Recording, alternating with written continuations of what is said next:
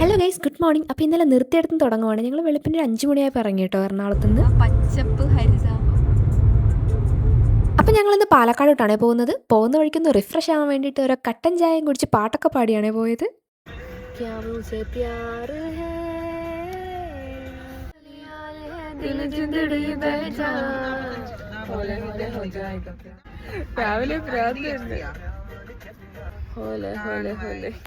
അപ്പോൾ അഡ്മിഷന് വേണ്ടിയിട്ട് പാലക്കാടുള്ള കോളേജ് അന്വേഷിച്ച് പോയതാണ് ഞങ്ങൾ.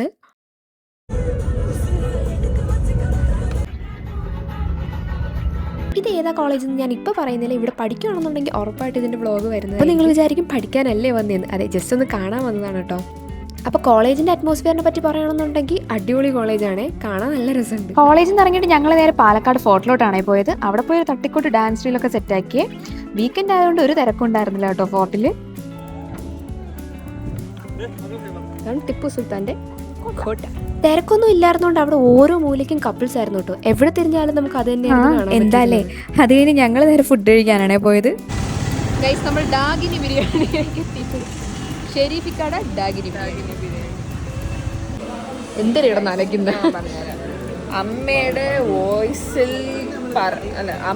വോയിസിൽ ഫോൺ അവിടെ വെക്കുക, അതിന് ഫുഡ് കഴിക്കുക, അതാണ് ഇതിന്റെ മീനിങ്. ശരി അമ്മച്ചി.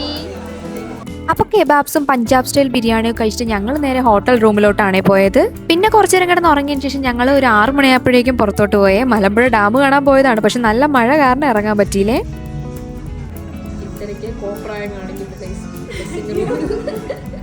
പിന്നെ ഞങ്ങൾ പാലക്കാട് ടൗണൊക്കെ ഒന്ന് കറങ്ങിയതിന് ശേഷം നേരെ പോയത് ഫുഡ് അടിക്കാനായിരുന്നേ.